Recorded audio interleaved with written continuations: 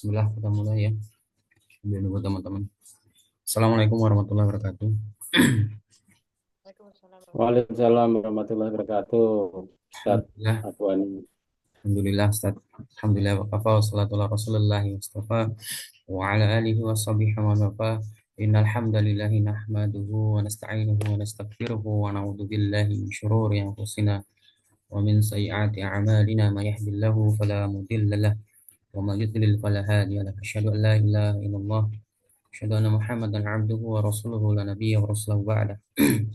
Ya ayyuhalladzina amanu taqullaha haqqa tuqatih wa la tamutunna illa wa antum muslimun. Amma ba'd.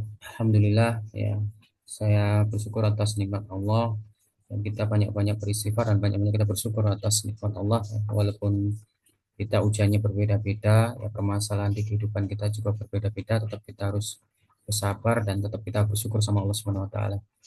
Salawat dan salam semoga tercurahkan kepada junjungan kita ya Nabi Muhammad Rasulullah Sallallahu Alaihi Wasallam. Ya, salam semuanya bagi teman-teman, Masya Allah ya. Ini pertemuan kita pertama memang ini akan membahas materi dasar dulu, nanti sampai ada pembahasan yang lebih level kedua dan level ketiga nanti. Jadi hanya kata pengantar dan mungkin Insya Allah bagi teman-teman yang mungkin sudah ikut yang kemarin Zoom bedah kasus, mungkin sedikit ada gambaran dan seperti itu. Jadi ketika ya koreksi sinergi tubuh ini yang menggunakan alat tensimeter, alat sirkulasi darah yang begitu cabangnya sangat banyak. Ya. Yang pertama, yang kedua bisa nanti ketika bisa dilihat lewat ya visualisasi atau kedua kaki kita nanti akan dijelaskan di sesi berikutnya. Dan alat tensimeter ini ya, sekali lagi alat yang memang sudah direkomendasikan oleh WHO ya, secara badan penelitiannya ya, ini adalah ada legalitas hukumnya, otomatis keakuratannya juga bisa terjamin ya, seperti itu. Dan nanti ketika ada pertanyaan-pertanyaan yang menyebabkan kadang kita nanti bingung ya, bahkan dia juga pernah belajar di perawat maupun di sistem medis ya, bilang bahwa alat tensi ini kadang tidak akurat ya, begitu kadang begitu. Padahal sebenarnya itu ada disiplin ilmunya, di S2-nya ada belajar tentang ya, disiplin ilmunya untuk jenjang kesananya.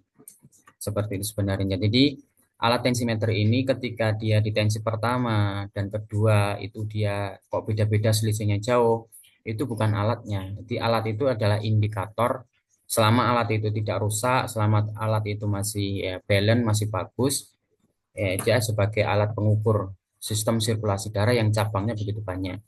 Yang pertama untuk catatan. Yang kedua, ketika dia selisihnya tinggi-tinggi di tensi pertama dan kedua, itu adalah karena faktor tubuh kita yang tidak baik-baik saja. Sebenarnya di situ. Jadi sirkulasi darah kita di dalam tubuh kita sedang ada penyempitan, ada penyumbatan kan seperti itu.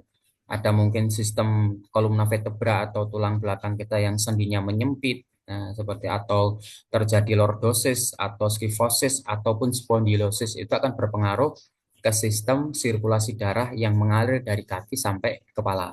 Nah, seperti itu. Sehingga akan mempengaruhi sistem nanti alat ukur di tensimeter. Sehingga alat tensimeter ini ya, kita gunakan untuk mendiagnosa atau mengidentifikasi baik secara nanti visual online maupun bisa tatap muka kan begitu. Sering nanti kita pakai seperti itu. Yang kedua, yang ketiga, ketika kita nensi, ya, usahakan nanti di lengan kiri, ya dipalpasi lengan kiri ya. Ini yang untuk kita. Untuk sistem yang kiri itu sifatnya dia dingin, kanan itu sifatnya dia panas. Seperti itu. Kalau sistem lateral sisi kiri itu sifatnya perempuan, lateral sisi kanan itu sifatnya laki-laki. Seperti itu. Jadi sehingga ketika nanti kita melihat disinkronisasi dengan keadaan palpasi kedua betis otot kita, kita bisa tahu, oh ini orangnya sehat, tidak pernah sakit. Orangnya ini lambungnya lemah, orangnya ini imunnya darahnya lemah. Kita bisa tahu hanya lewat dari kedua otot betis kita. Seperti itu nanti. Itu nanti jangka panjangnya. Terus alat tensi ini cara ngukurnya bagaimana? Nanti ngukurnya pertama dan kedua tidak boleh ketiga kali. Hasil pertama dan kedua saja yang dipakai. Kalau hasil pertama ragu, ambil hasil yang kedua. untuk membacanya. Seperti itu. Jadi nanti tidak boleh 3 kali tensi di sistem otot, karena otot itu ketika di tensi pertama ketegangan ototnya masih maksimal, di tensi kedua dia agak kendor dikit, ya ketiga nanti akan lebih, ya, relaksasinya lebih lebih apa ya, terlalu kendor banget otot di sistem otot daksialnya, sehingga nanti ya aturan untuk tensi adalah hanya cukup 2 kali, tidak boleh berulang-ulang kali tensinya. Nanti kalau seandainya mau di tensi yang ketiga, diamkan dulu 10 menit sampai 15 menit biar otot mengalami elastisitas sehingga nanti tensi lagi. Begitu caranya nanti. Tensinya bagaimana? Boleh posisinya bagaimana? Duduk, berdiri, atau dia tiduran. Yang paling bagus itu duduk di kursi boleh pertama.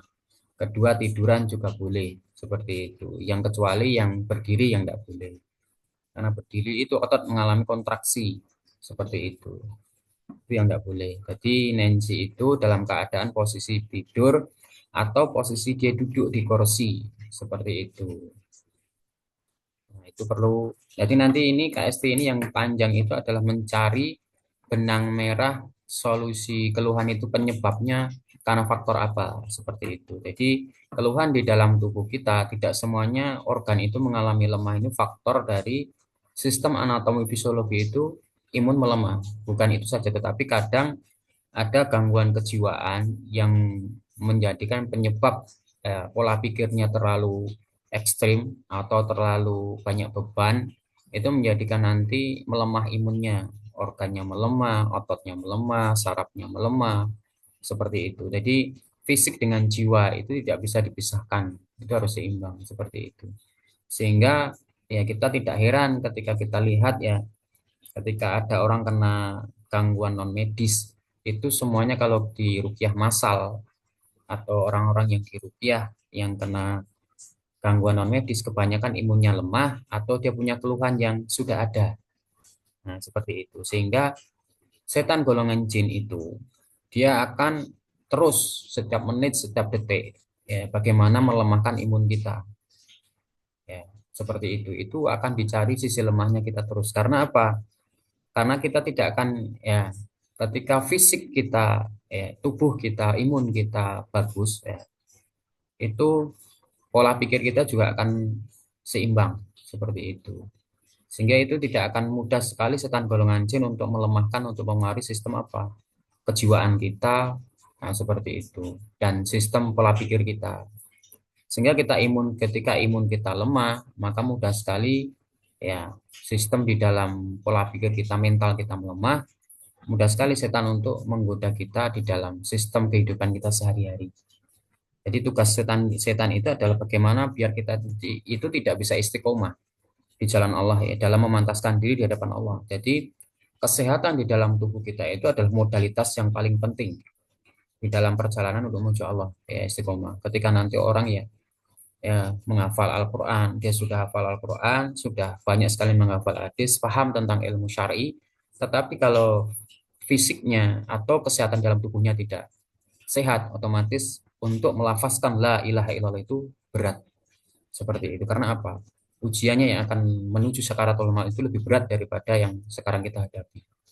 Seperti itu. Sehingga nanti ketika melafazkan la ilaha illallah itu akan banyak ujian. Ketika orang diuji dengan ekonominya akan mudah futur. Ketika akan diuji dengan sakit dia akan mudah futur. Hafalan itu akan hilang semuanya. Seperti itu. Jadi tugas setan itu akan melemahkan kita bagaimana biar kita tidak bisa istiqomah di jalan Allah. Itulah tugasnya. Seperti itu. Mencari teman-teman untuk masuk ke dalam neraka jahanam. Nah, seperti itu. Makanya kesehatan itu modalitas yang paling penting. Makanya jadi terapis itu yang terpenting bagi kita adalah kesehatan apa? Kolbu. Seperti itu. Terpenting itu. Karena kita seorang penyehat tradisional, kalau hati kita masih belum sehat, berarti kita belum pantas disebut seorang penyehat tradisional.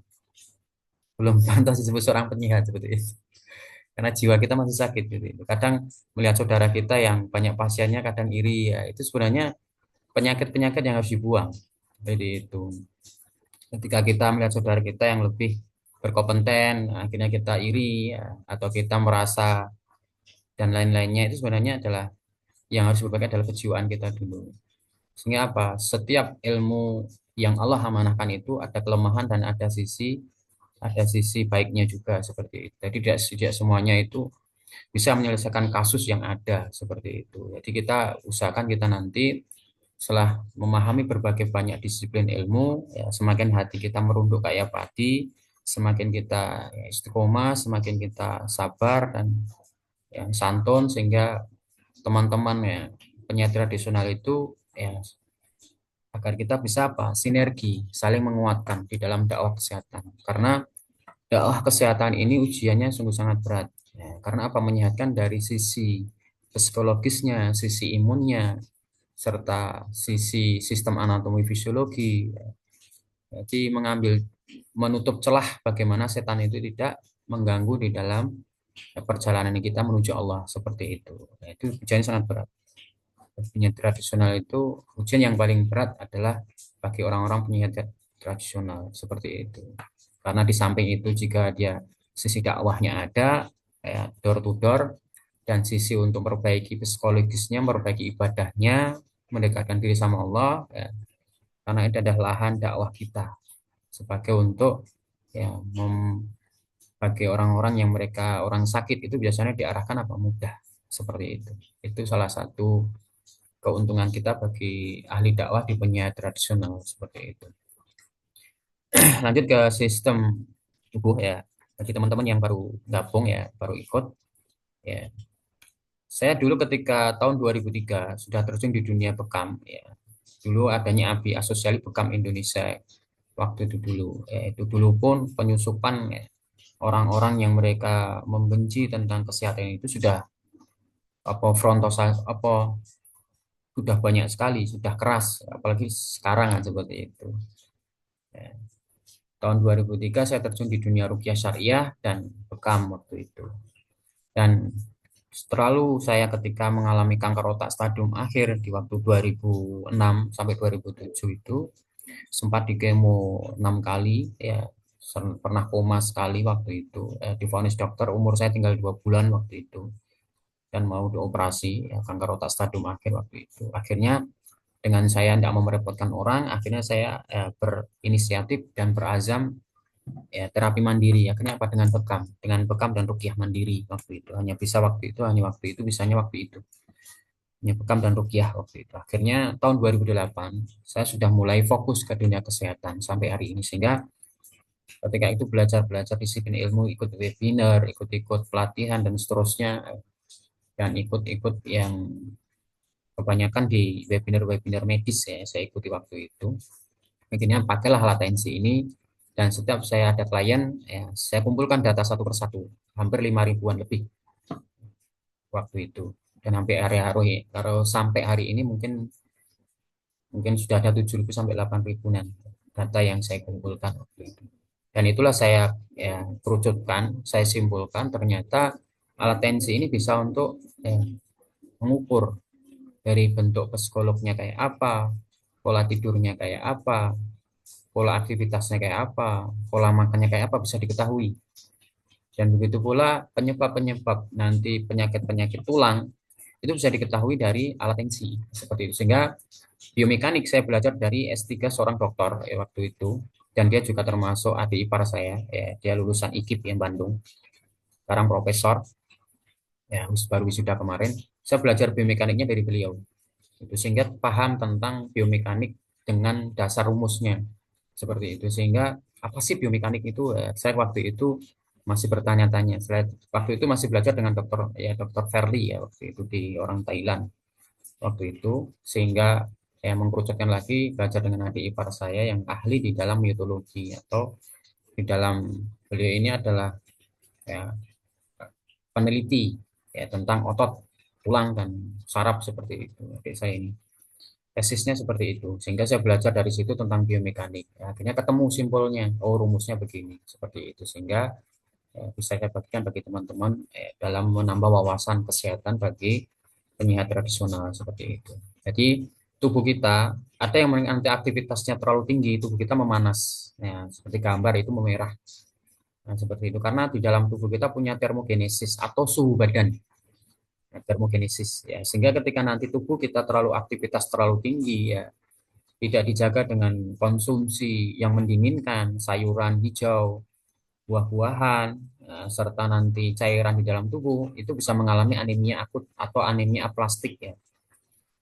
Ciri-cirinya nanti anemia aplastik atau anemia akut itu dia trombositnya dalam keadaan naik, leukositnya tinggi, tapi hematokrit sistem darah atau kadar darah dia lemah, HB-nya sangat rendah. Bisa dicatat bagi teman-teman yang ketika nanti HB di bawah 5 itu sifatnya apa? Panas tubuh itu, sindromnya panas hukum berpasangannya. Tapi kalau HB-nya 6 ke atas, 6, 7, 8, 9, 10 itu sifatnya sindromnya apa? Dingin. Nah ini. Makanya sering disebut di dunia kedokteran medis itu anemia itu ada berapa? Ada 9. Tidak semuanya HB rendah itu semuanya sifatnya apa? Lembab atau dingin. Seperti itu. Ada yang sifatnya panas. Sehingga nanti ketika orang mengalami gangguan leukemia, leukemia itu ada panas, ada dingin. Nanti saya jelaskan di level yang ketiga. Ini cuma cuplikan saja dulu sebentar. Di leukemia itu ketika anemia aplastik itu bisa mengacu ke leukemia, sifat panas. Ya, nanti cara-cara orang ketika nanti dites terjadi leukemia akut atau ciri-cirinya trombositnya naik di angka 1 juta yang normalnya sekitar 400 ya, trombosit itu nanti bisa di angka 600, bisa di angka 1 juta. Itu cukup simpel cara menstabilkan orang anemia. Cukup minum di waktu mau tidur 1 botol. Itu nanti trombositnya akan turun 1 juta jadi 600. Hari berikutnya akan turun jadi normal. Seperti itu. Jadi cukup minum air putih di waktu malam mau tidur. Dan ini nanti korelasinya ya ketika orang nggak boleh minum air putih di waktu malam. Harusnya dijelaskan speknya seperti apa yang nggak boleh di waktu malam. Kalau dia detak jantungnya lemah, nggak boleh minum di waktu malam, betul. Karena sistemnya lembab, sensornya terlalu sensitif. Ini tidak boleh minum di waktu malam. Tetapi kalau dia aktivitasnya dia tinggi dari pagi sampai malam atau sampai sore, ini boleh. Itu untuk menetralisir, merelaksasi sistem otot dan saraf agar dia tidak mudah kaku, tidak mudah rapuh sistem pembuluh darahnya atau sistem otot dan sarafnya.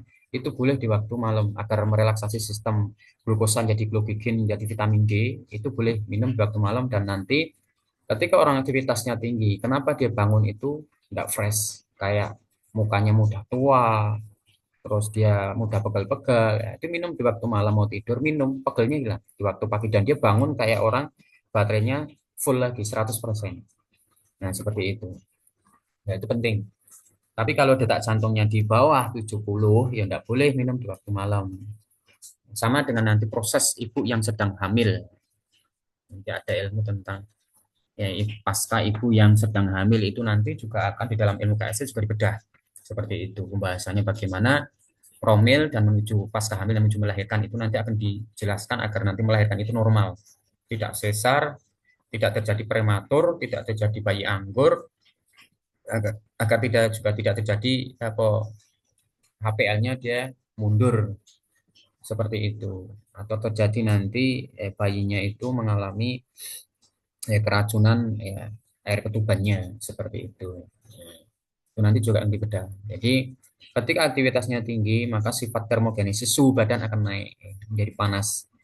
Nah, makanya kita kenalkan dengan gerakan rotasi untuk menurunkan sistem suhu termogenesis ya rotasi keluar untuk menstabilkan ya sistem suhu badan.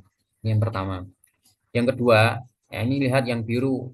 Ketika dia faktornya banyak duduk, maka tubuh akan mengalami ya pendek kiri atau dia sifatnya akan menjadi dingin. Nah, kalau dia sering-sering dari kecil sampai dia dewasa, sering dia banyak duduk dan aktivitas sering banyak duduk, maka akan melemahkan detak jantung, melemahkan leukosit, dan akan memendekkan kaki kiri, tubuh menjadi dingin. Nah, seperti itu. Kalau banyak duduk, jadi banyak aktivitas juga tidak bagus. Kalau tidak diseimbangkan dengan nutrisi, banyak duduk pun juga tidak bagus ketika dia tidak diperbaiki dengan olahraga yang rutin. Jadi pendek kaki kanan maupun kiri itu adalah bentuk responsif tubuh kita seperti apa. Jadi tidak boleh direposisi dijajarkan, tidak boleh. Karena akan berpengaruh di dalam sistem hukum berpasangan anatomi fisiologi tubuh. Seperti itu. Jadi mau pendek kanan mau pendek kiri itu dibentuk responsif tubuh kita, rekam jejak tubuh kita, aktivitas dalam keseharian yang boleh disejajarkan atau direposisi itu yang merubah bidang biomekaniknya atau bidang panggulnya. atau dia ada pasca jatuh yang merubah sistem bidang panggul atau bidang Hodge di ilmu kebidanan yang dia bertemu dengan kolumna vertebra atau tulang belakang. Nah, seperti itu. Makanya bidang anatomis ya tubuh itu mempunyai jalur L, Z, dan X ya seperti itu. Ketika dia sudah mengalami jalur L, dia sehat. Ketika mengalami jalur L, oh berarti keluhannya karena faktor aktivitas. Tapi kalau sudah jalur X, nah itu dia sudah mengalami keluhan karena faktor dia jatuh atau ada gangguan non medisnya. Seperti itu. Jadi dari kaki sampai kepala itu ada namanya bidang anatomis atau jalur yang terlewati seperti itu. Sehingga kalau kita lihat yang di tengah ada merah, ada bawahnya biru itu adalah orang yang mereka sifat karakter ya, itu adalah seorang laki-laki yang genetiknya ke perempuan atau sifatnya kebalik ya, seperti itu. Jadi yang pertama merah adalah sistem berlebih di dalam keilmuan KST, yang di tengah adalah sistemnya dia kebalik, yang biru adalah sistemnya apa? Kosong. Ya, seperti itu. Kedua betisnya dia palpasinya mengalami ya lemah atau ciri-ciri imun yang sangat lemah bisa dari bawaan ya, atau dia seorang perempuan yang genetik perempuan yang sifat lembutnya 2 kali lipat, sifat traumanya psikisnya lemah 2 kali lipat seperti itu. Itu untuk menjelaskan bagi teman-teman ya, dari materi yang dasar. Nah, tensimeter, ya, alat tensimeter untuk power of tensimeter, alat sirkulasi darah ini akan mengacu dengan sistem ya keseimbangan otot. Ya. Otot itu punya 3 karakter di dalam tubuh kita. Yang pertama adalah kontraksibilitas, kontraksi. Ya. Otot itu punya 3 karakter. Yang kedua adalah ya, relaksi, ya, atau relaksi itu sifat otot kedua. Yang ketiga adalah elastis. Ya. Ini sifat hampir mirip dengan sistem sirkulasi darah. Karena fungsi otot ya kita adalah sistem gerak yang paling aktif dan sangat menunjang untuk sistem rangsangan di sistem alur apa? Alur inspol otak kita. Jadi semua sistem kinerja di dalam tubuh itu membutuhkan rangsangan. Nah, sehingga betul ketika perkataan ulama di Dubai dia mengatakan kedokteran yang paling menakjubkan di tubuh kita adalah kedua kaki kita. Seperti itu. Sampai dia mengutip perkataan ya dokter yang paling menakjubkan di tubuh kita adalah apa? Kedua kaki kita. Seperti itu. Sehingga alat tensi ini mengacu dengan sistem hampir mirip dengan sistem kinerja otot. Sehingga sirkulasi darah itu dari kaki sampai kepala, sirkulasinya darah. Sehingga kita gerak, ya, itu otot itu bergerak itu ya, bisa merangsang sistem kerja otak. Otak untuk mengkonter semua sistem kerja tubuh. Seperti itu. Sehingga bisa kita lihat ya kinerja otak itu kalau dia rusak, orang-orang cerebral palsy, CP, dan orang-orang autis itu adalah sistem selaput otak meningesnya dia sudah lemah, sudah rusak, dia membutuhkan rangsangan dari otot untuk memperbaiki sistem ya otak yang sudah rusak. Jadi kalau otak sudah rusak itu dia perlu diperbaiki sekitarnya membutuhkan rangsangan untuk memperbaiki sistem otak yang rusak. Jadi membutuhkan rangsangan apa? Ya otot kita, kedua kaki kita. Sehingga kalau kita lihat orang-orang autis dia aktif, ya. Semakin dia aktif, semakin selaput otaknya akan melemah. Makanya kita lihat apa yang dia dengar, apa yang dia lihat itu cuma satu. Ketika dia kebiasaan ngambil pisau, ya dimanapun dia yang pisau yang akan dipakai. Mau kemanapun pisau. Ketika dia kebiasaannya matikan lampu, dimanapun ya dia akan mematikan lampu karena sensornya apa? Lemot. Ya. Saraf selaput otak meningesnya lemah menjadikan sensor lemot atau lemah seperti itu. Dan imun darah menjadi lemah. Nah, sistolik untuk di dalam KST adalah untuk standarisasi paten karena ini sudah ada izin hakinya. Jadi sistolik itu di angka 120 sampai 125, diastolik 80-85, detak jantung 80-85, umur 20 sampai 70 tahun. Nah, seperti itu. Kalau untuk anak bagaimana? Kalau untuk anak bisa pakai alat oximeter ya, atau bisa pakai alat tensi itu, tetapi yang sudah otot kirinya sudah bisa dipakai, pakai alat itu. Kadang ada yang anak kecil belum bisa ditensi. Cuma sertakan apa detak jantung kanan maupun detak jantung yang kiri saja. Itu nanti membaca rumusnya begitu untuk anak. Rumus untuk membaca anak dengan detak jantung kanan maupun detak jantung kiri saja. Ya, karena tubuh kita sangat kompleks sistemnya, ya seperti itu. Sangat kompleks ya, secara hukum perpasangannya. Karena ya tadi saya jelaskan kedua kaki adalah responsif tubuh ya, secara biomekaniknya. Mau pendek kanan, mau pendek kiri itu adalah responsif tubuh ya. Secara hukum perpasangan karena tubuh kita mempunyai sifat sinergis dan antagonis. Nah, itulah gerakan rotasi itu bisa mengembalikan pendek kanan, pendek kiri dari faktor aktivitas yang sedang kita kerjakan di tiap harinya.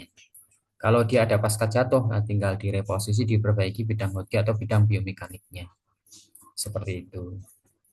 Nah, itu pentingnya gerakan reposisi yang di dalam ilmu kesehatan kita. Jadi biomekanik itu juga berperan penting. Iya, berperan penting. Sistem nutrisi panas dengan dingin juga berperan penting. Sistem psikolog juga berperan penting. Ketika nanti kita ada pasien kita hanya datang yang awalnya dia sakitnya sudah bertahun-tahun, hanya kita ngobrol, dia bisa nangis, bisa istighfar, itu tahu-tahu sakitnya hilang. Nah, seperti sering saya temukan seperti itu. Sudah orang yang mengalami sakit jantung sudah bertahun-tahun dibawa kemana-mana, tidak selesai. Hanya kita ngobrol menjelaskan tentang keluhannya dia, akhirnya dia nangis. Akhirnya dia tobat sama Allah, istighfar, minta ampun sama Allah, dan akhirnya dia minta ridhonya pada saudara-saudaranya, minta maaf, akhirnya apa? Keluhannya itu hilang seketika atas izin Allah, atas kuasa Allah. Dan itulah nanti amazingnya di situ. Jadi dari diagnosa ini kita bisa akan membedah ya berbagai macam ya simpul-simpul yang ada di seseorang klien kita yang mempunyai keluhan. Oh, ternyata keluhannya karena dia kena ain atau karena hasad dari suaminya atau dari istrinya atau dari anaknya seperti itu nanti. Jadi karena tubuh kita itu sangat ya kompleks ya seperti itu. Jadi sistem darah itu ilmunya banyak sekali cabangnya. Sehingga dengan cara ini keilmuan yang saya teliti untuk membaca tubuh secara keseluruhan, ada kontraksi, aktivitas, kegiatan sehari-hari, dan ada relaksasi untuk menentukan keadaan otot, bagaimana dalam kontraksi regulasi pengolah nutrisi di dalam darah, seperti itu.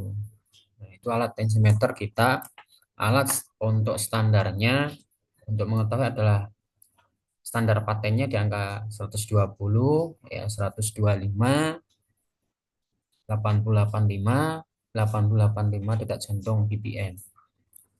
Nah, ini untuk ya mengukur. Jadi nanti kita bisa standarnya ini. Jadi nanti kita lihat ya ke depannya nanti kok bisa dia membaca sekian dan sekian karena kita punya data dan punya analisa sehingga bisa untuk menyimpulkan orang ini seperti ini, orang ini keluhannya seperti ini, itu bisa menyimpulkan seperti itu. Jadi sekali lagi itu bukan terawangan ya, karena kita membaca data yang sudah ada secara logis. Jadi bukan meraba-raba atau menerawang.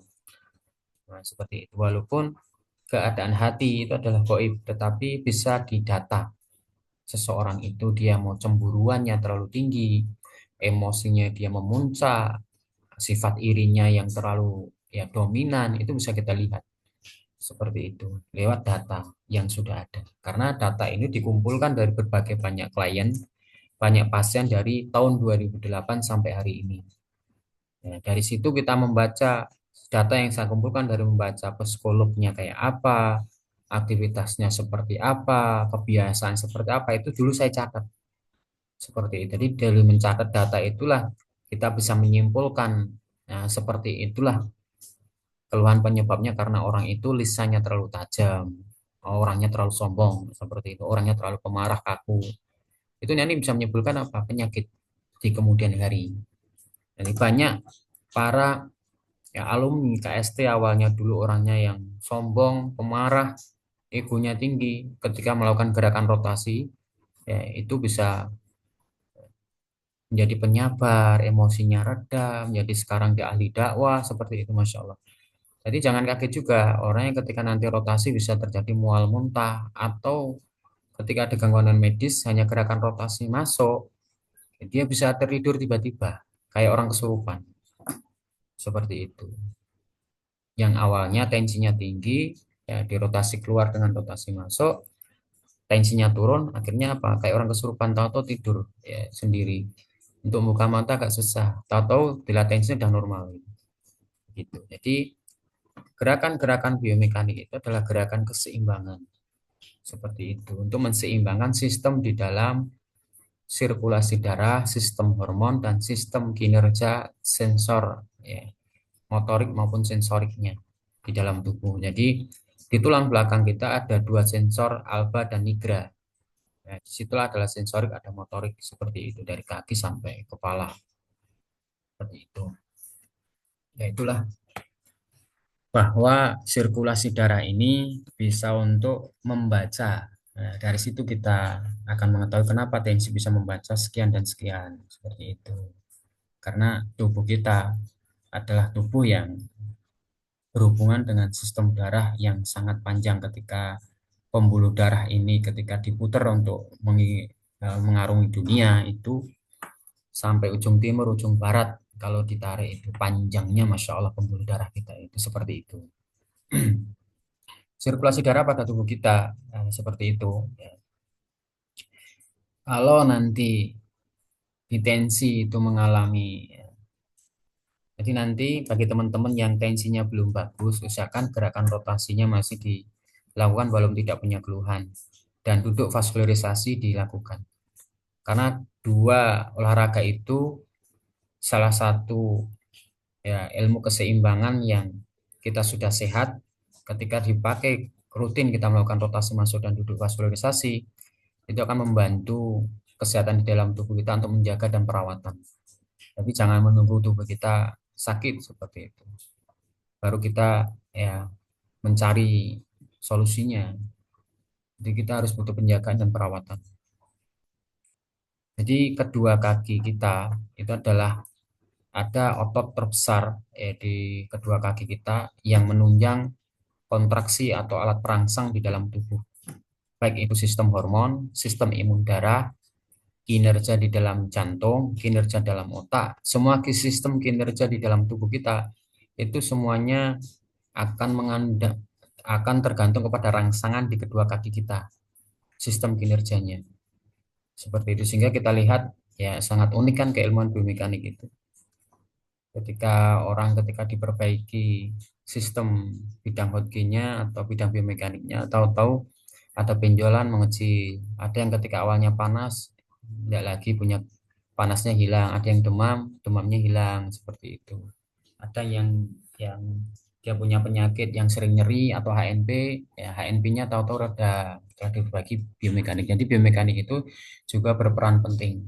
Ya, di biomekanik adalah ilmu yang disiplin ilmu yang dimiliki hak patennya adalah orang-orang fisioterapi. Jadi biomekanik itu yang punya hak paten adalah orang-orang fisioterapi. Seperti itu. Jadi kita hanya nginduk saja, ngikuti. Jadi mau gerakannya itu mirip atau hampir sama, itu is oke, tidak masalah. Karena yang mempunyai hak paten adalah orang-orang medis. Jadi kita tinggal ngikut aja gerak-gerakan itu. Mungkin tinggal kita memahami gerakan-gerakan itu yang tidak mengandung resiko dan bisa maksimal untuk kita pakai seperti itu saja. Jadi sirkulasi darah pada dalam tubuh kita itu akan mempengaruhi kesehatan itu akan mempengaruhi sistem di dalam tubuh ya, baik organ maupun ya, sistem anatomi tubuh atau struktur tubuh kita. Pentingnya tentang kesehatan di dalam kesehatan darah.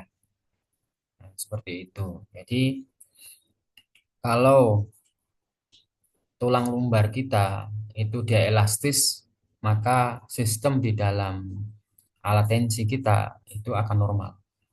Makanya penting gerakan duduk vaskularisasi itu untuk perbaiki sendi-sendi di tulang belakang.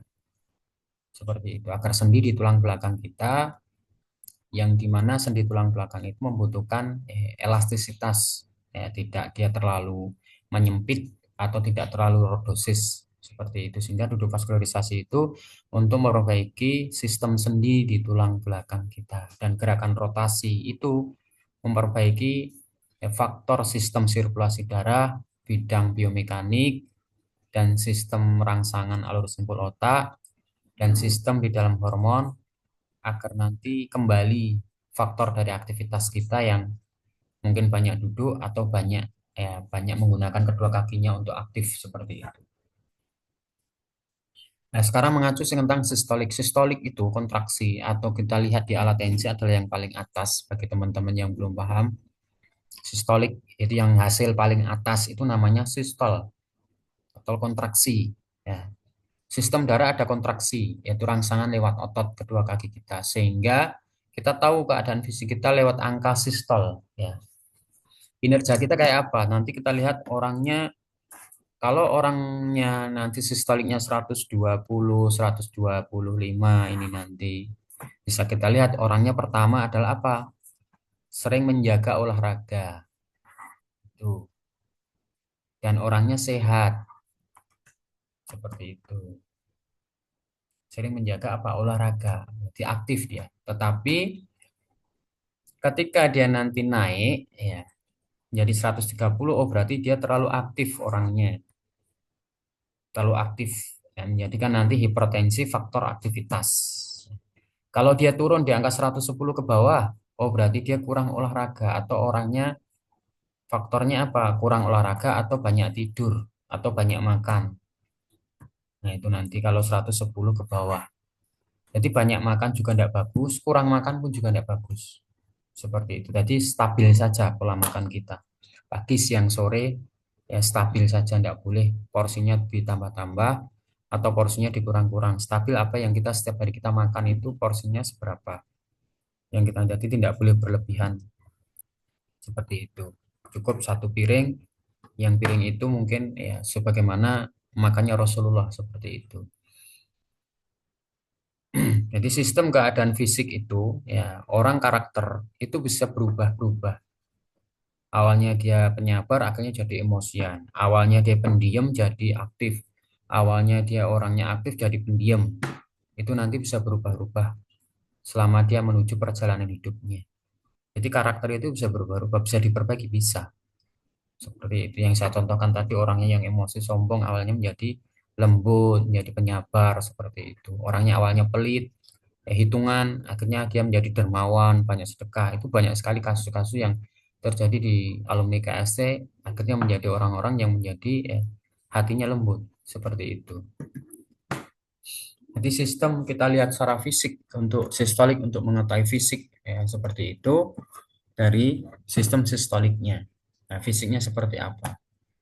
Jadi ketika nanti sistoliknya di angka 130, itu perlu diperbaiki nutrisinya, diseimbangan nutrisinya. Ketika dia orangnya aktif ya, kadang orang-orang yang aktif di dunianya, mencari maisyahnya di dunia itu, kalau sudah enjoy tentang aktif ya, pekerjaannya dia di dunia luar, di lapangan, itu kadang dia lupa makan, lupa untuk merawat kesehatannya. Nah, dari situ dia pelan-pelan. Ketika dia sudah lupa, maka imun itu akan pelan-pelan melemah, sistem imun darahnya. Sehingga nanti terjadilah keluhan yang tidak diinginkan.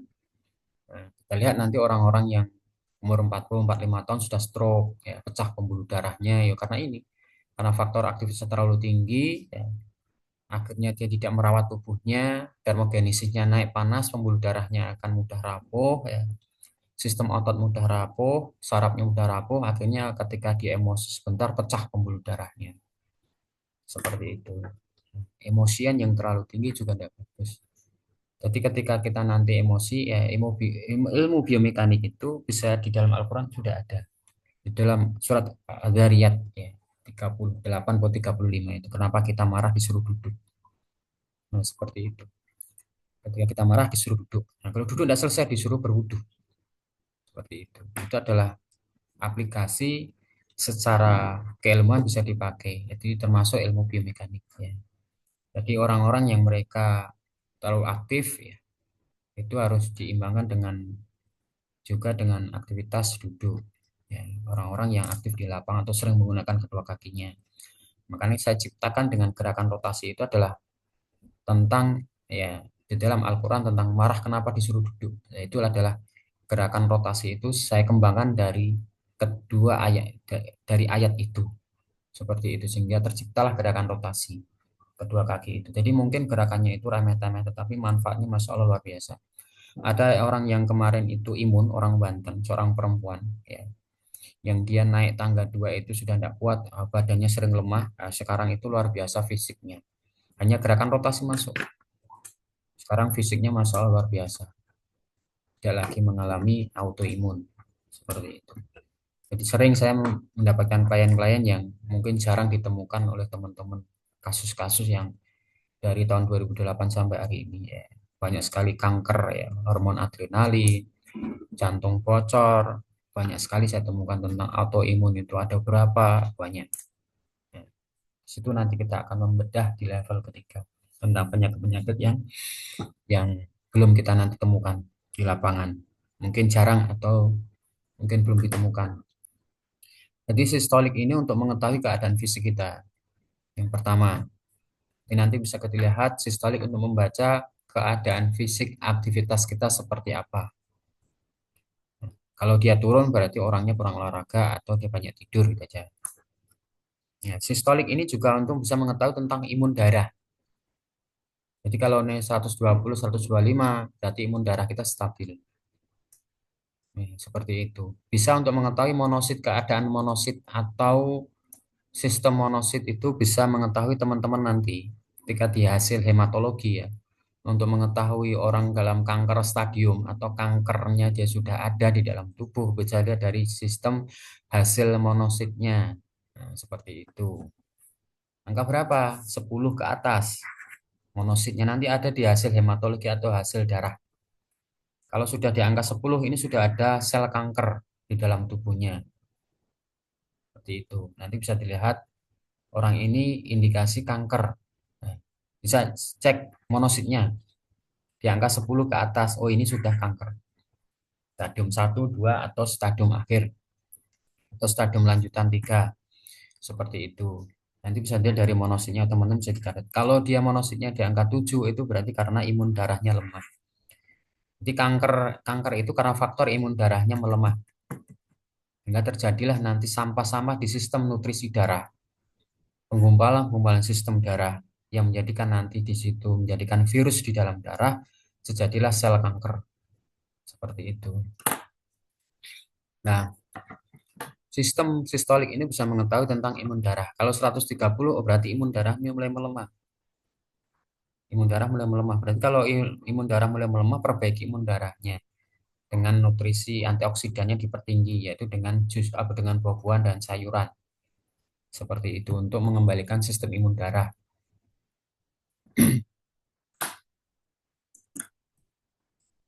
Jadi sistolik untuk mengetahui fisik dan keadaan di dalam imun darah, atau yang ketiga bisa mengetahui tentang sensor di dalam tubuh kita terlalu sensitif, stabil atau lemot.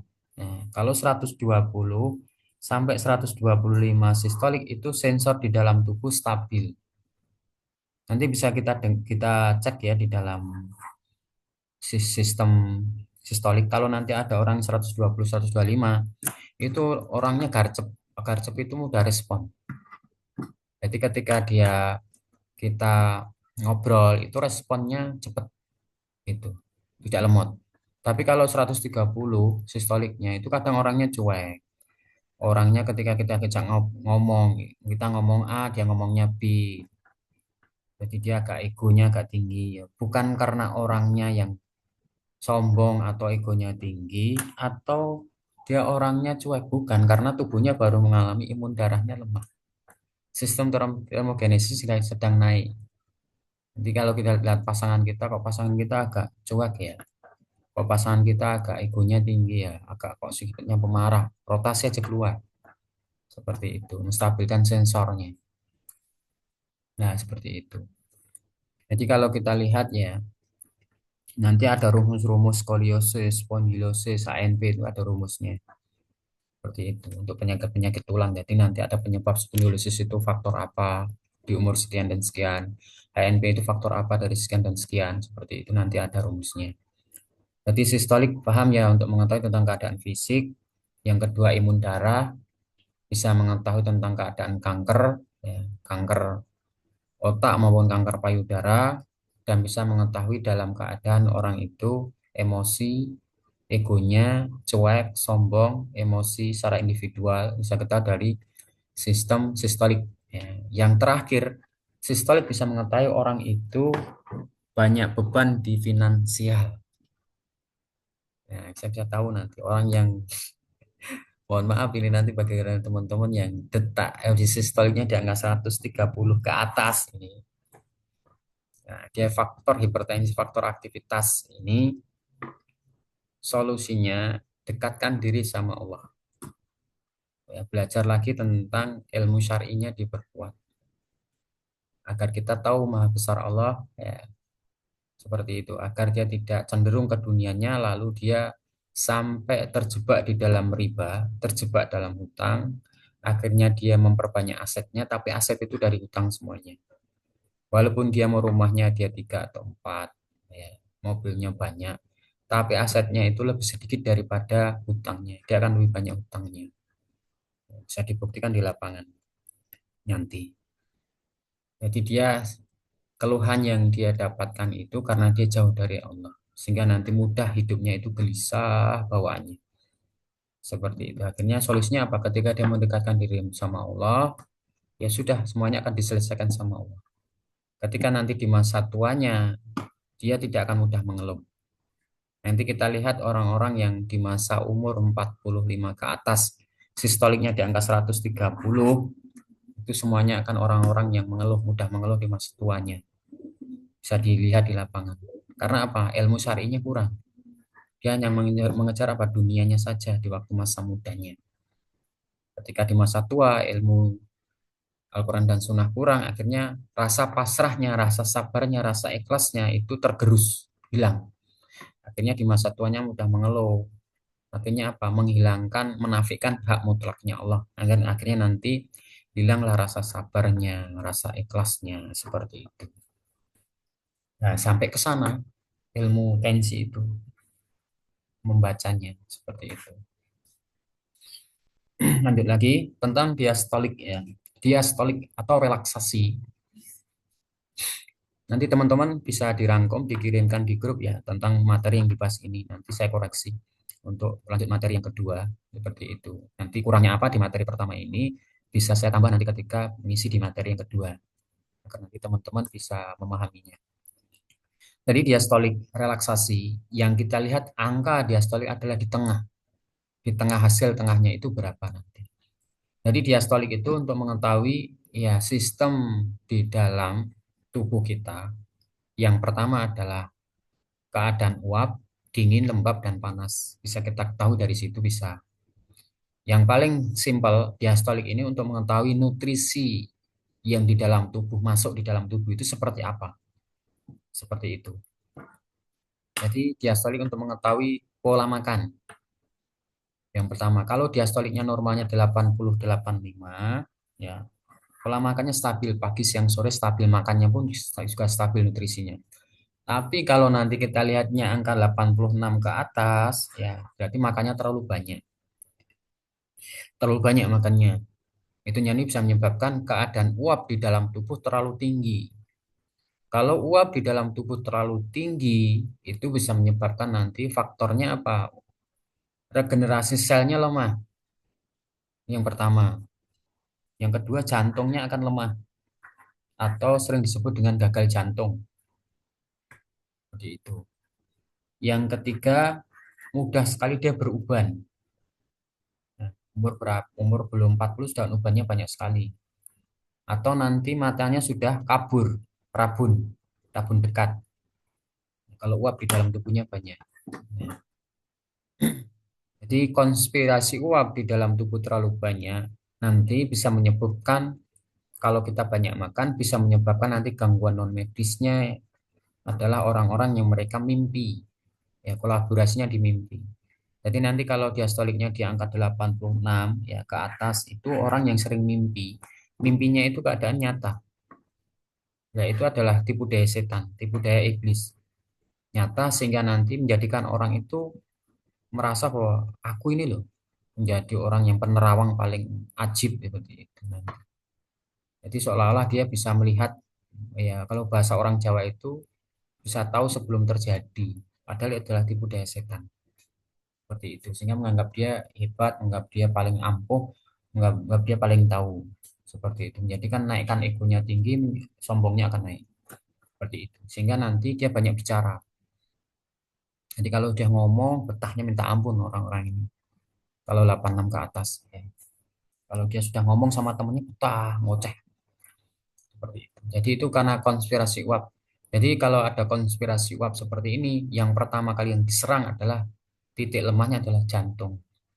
Sehingga nanti bisa dikorelasi dengan apa? Ya, menyehatkan jantungnya. Dengan topung bisa, dengan bekam basah. Ya, pastinya dengan bekam basah sebulan 2 kali. Sampai nanti normal di angka 85 ke bawah. Nah, baru nanti di bekam rutin sebulan sekali di setiap tanggal sunnah. Nah, seperti itu. Nanti korelasi gangguan non medisnya akan hilang sendiri dengan bekam maupun topung. Seperti itu. Jadi kalau diastolik bisa mengetahui tentang pola makan, kalau dia pola makannya 86 ke atas ya pola makannya terlalu banyak. Nah, seperti mungkin banyak undangan makan di sana sini atau makannya sehari bisa 5 kali atau porsinya terlalu tinggi. Seperti itu. Terus nanti ada yang diastoliknya di angka 75 ke bawah. Dia biasanya makannya kadang sehari sekali, kadang dia makan sehari 2 kali, tidak pagi, siang, dan sore akhirnya. Atau dia kadang sehari tidak makan, itu akan melemahkan diastoliknya. Ya, menurun, nutrisinya menurun. Nah, seperti itu. Pola makan yang nggak bagus itu akan menyebabkan nanti diastoliknya turun. Tapi ketika nanti ada diastolik 60-70 kok dia berat badannya ya tinggi 60 kadang 70 ya itu karena memang dari bawaan, dari lahir. Seperti itu. Berarti itu ada penyebab nanti mengarahnya ke apa? Pengeroposan tulang belakang. Jadi nanti kalau tidak ada diastolik bagi teman-teman yang di angka 50 ya ke bawah, itu jangan diterapi. Catatan bagi kalau ada diastolik di angka 50 ke bawah, jangan diterapi pakai gerakan. Cukup dibekam di kedua kakinya. Karena dia sudah ada pengeroposan di tulang lumbarnya. Sudah mulai jalan sistem pengeroposan tulangnya.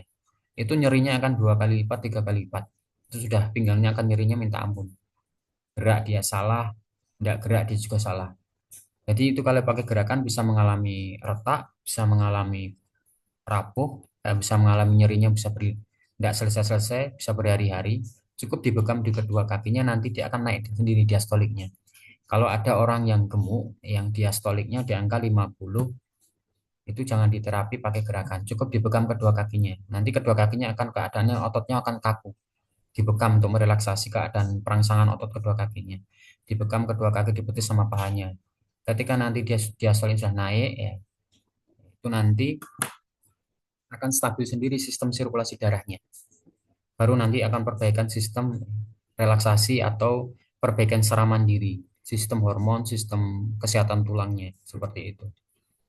Jadi diastolik untuk mengetahui nutrisi yang dimakan tiap harinya seperti apa, atau pola makan seperti apa, apakah dia banyak, apakah dia stabil, apakah dia sedikit, itu dilihat dari diastoliknya, seperti itu. Jadi kalau 60 ya 75 ke bawah, itu dia makannya mungkin sehari sekali atau kadang tidak makan.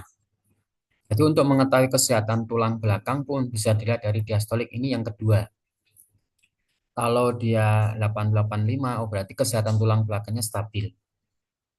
Seperti itu.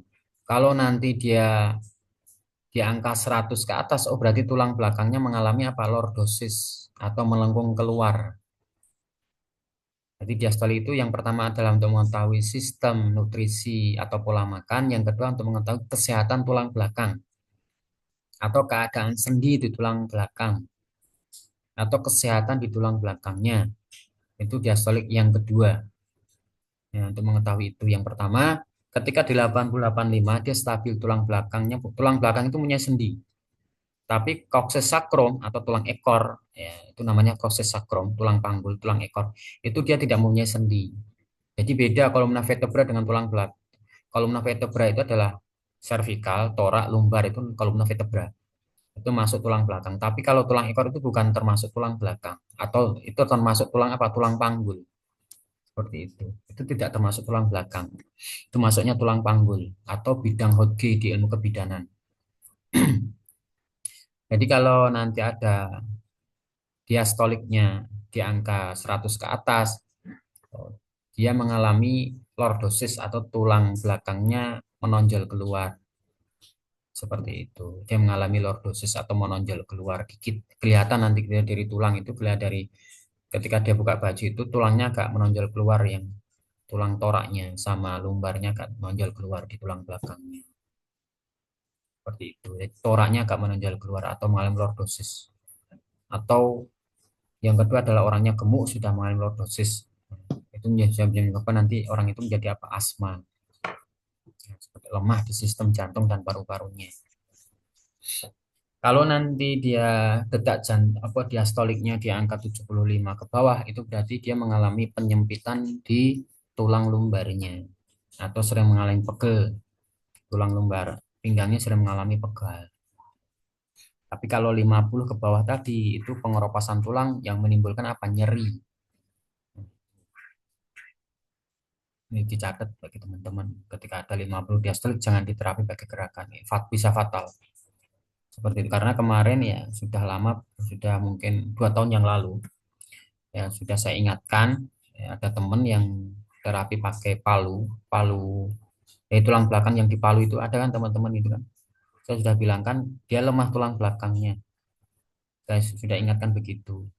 Nah, dia nekat diterapi ke temannya yang pakai palu di tulang belakang, katanya bisa.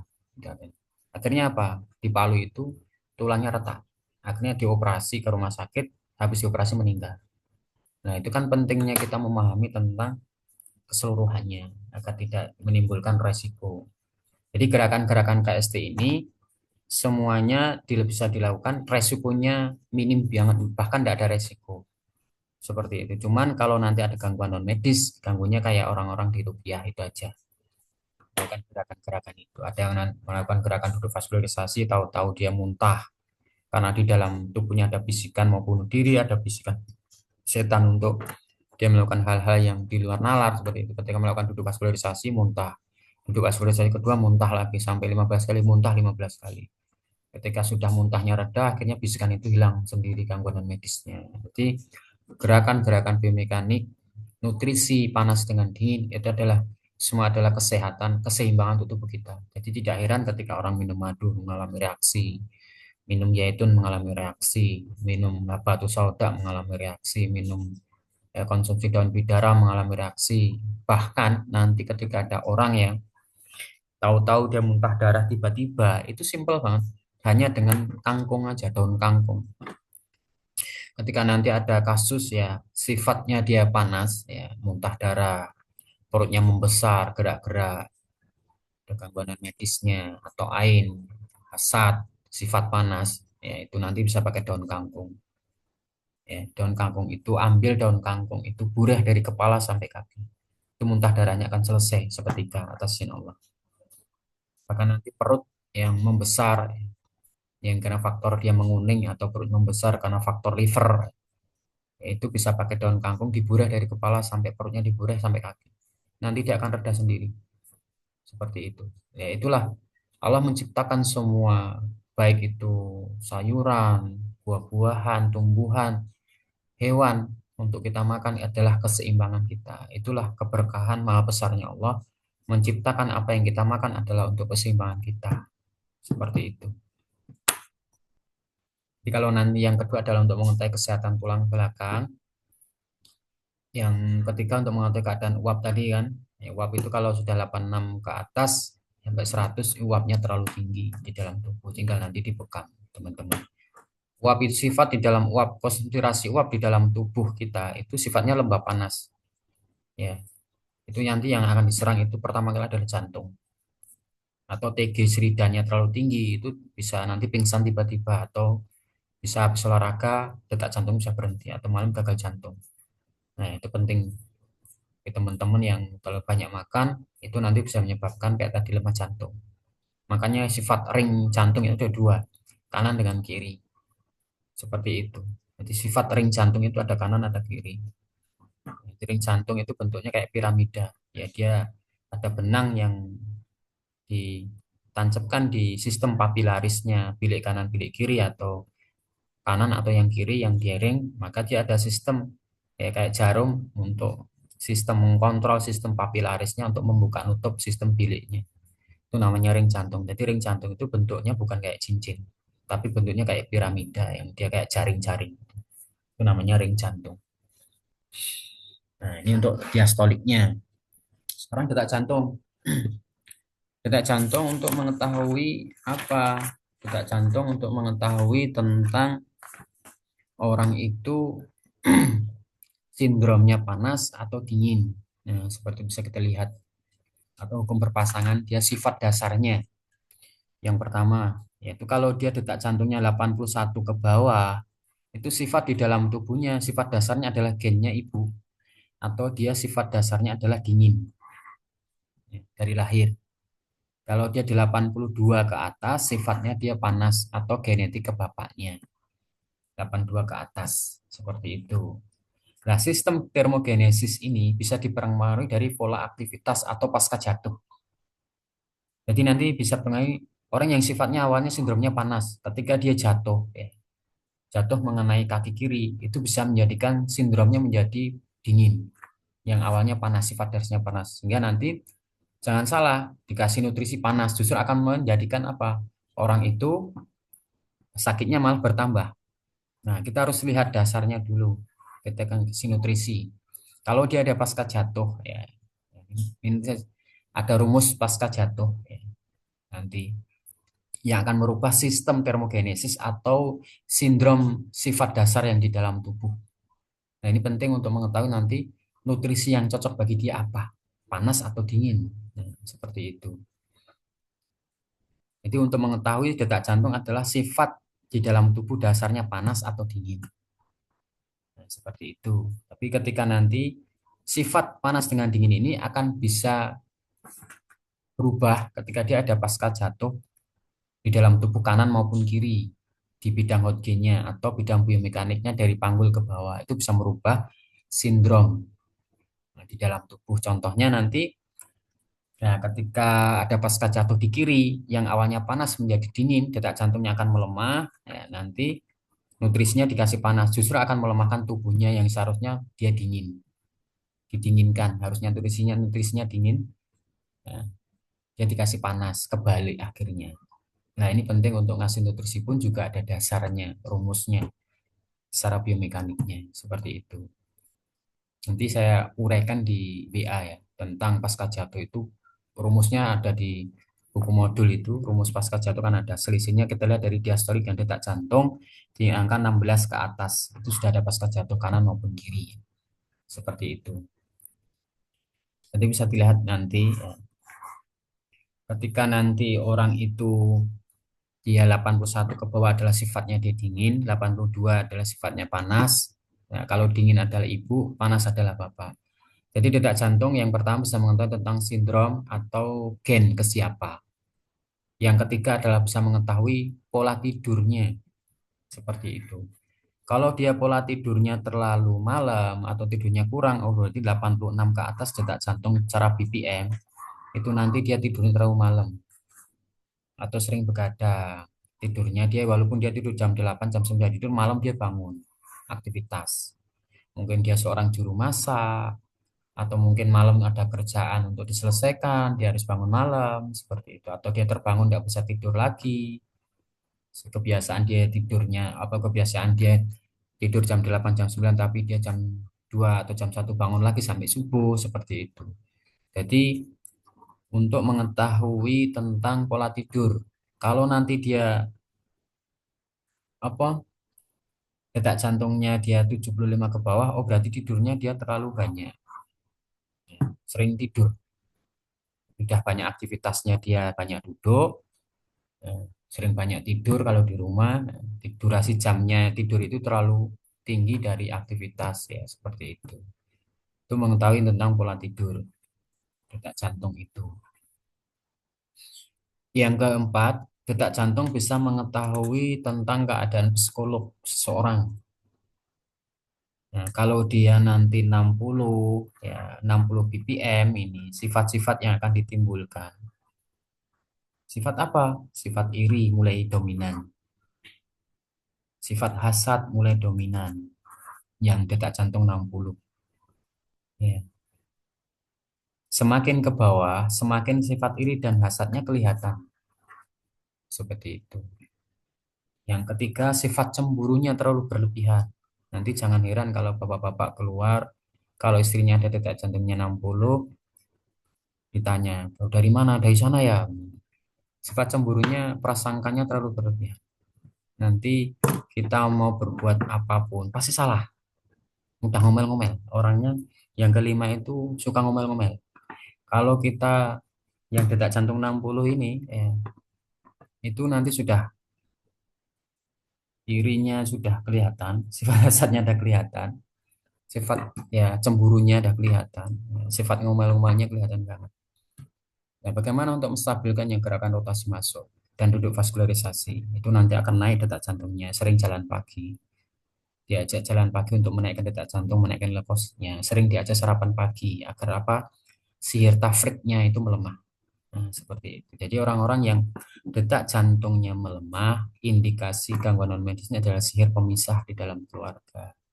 Nanti dikit-dikit berantem, dikit-dikit cekcok, masalah keluarga sedikit akan berantem. Jadi solusinya sihir tafrik itu diajak jalan pagi ya bersama, sering makan sarapan pagi bersama. Itu nanti akan melemah sihir tafriknya. Seperti itu dan rajin rotasi masuk. Nah, kalau detak jantungnya 60 bisa mengetahui kolesterolnya tinggi di angka 300-an, itu bisa mengetahui sistem kolesterolnya tinggi di angka 300-an. Kalau orang yang detak jantungnya 60, kalau 65 naik turun. Ya, detak jantung 65 naik turun kolesterolnya. Seperti itu. Nah, nanti ketika umur 50 ke atas, kalau detak jantungnya di angka 65 ke bawah, itu sudah indikasi diabetes kering di masa tua. Umur 50 ke atas, kalau nanti lihat dia detak jantungnya 60 ke bawah, bisa dilihat cek gulanya akan tinggi atau tidak stabil, naik turun, naik turun, naik turun gitu. Mungkin kalau tidak segera diselesaikan, maka terjadilah nanti diabetes. Jadi diabetes itu adalah penyakit simbiosis mutualisme, penyakit dari segala arah atau penyakit segalanya. Jadi orang-orang kalau kita lihat di ruang-ruang ICU ya, ICU itu kebanyakan penyakit jantung ini penyebabnya karena kebanyakan ya 99% kebanyakan penyakit apa diabetes atau permasalahan di sistem pankreasnya melemah, glukosanya melemah seperti itu.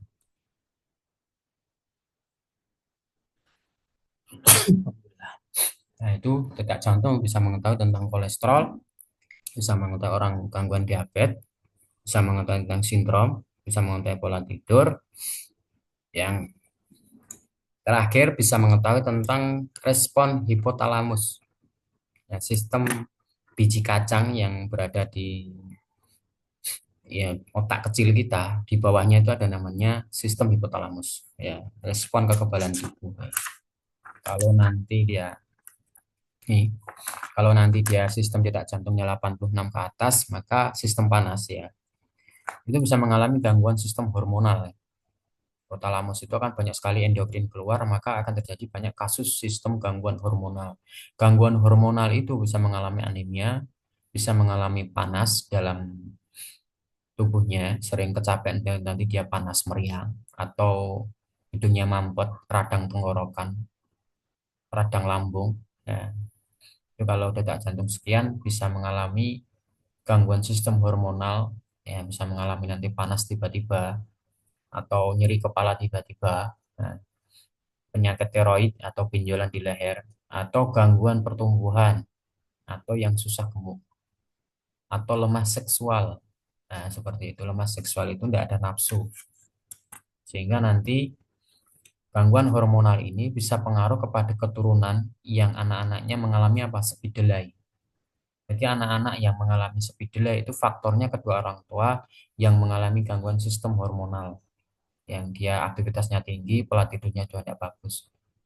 Bahkan hubungan biologisnya lemah seksual itu dia tidak ada nafsu antara laki-laki dan perempuannya dia sama-sama sibuk ya. Akhirnya nanti sebulan mungkin sistem hubungan biologisnya hanya sekali, dua kali, tiga kali. Ketika dia hamil melahirkan anak, anaknya menjadi speed delay. Bisa dicek semuanya anak-anak yang mengalami speed delay Kedua orang tuanya itu orang yang super sibuk, ya, gangguan sistem hormonal seperti itu. Itu nanti bisa dicek karena kasus-kasus kedelai.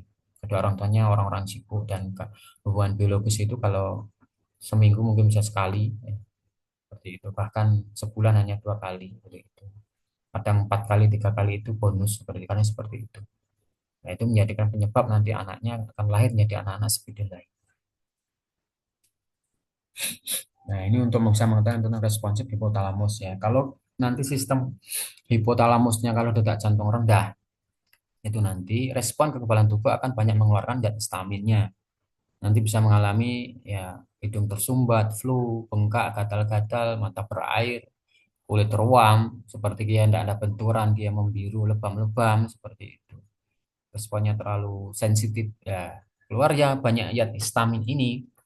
Kalau dia banyak keluarnya terlalu tinggi berkepanjangan, maka kita lihat bagi anak-anak perempuan yang mengalami gangguan asites atau perutnya buncit membesar.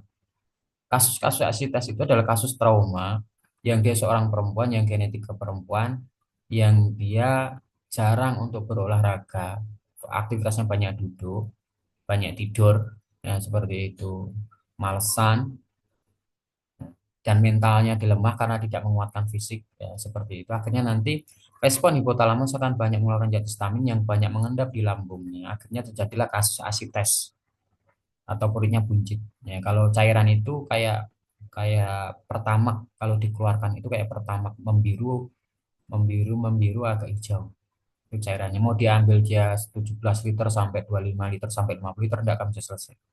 Berarti nanti ada kasus asites ini hanya gerakannya rotasi masuk, siapkan oralit atau nutrisi untuk menambah apa imunnya. Bisa nanti sari kurma dilembutkan sama madu ya.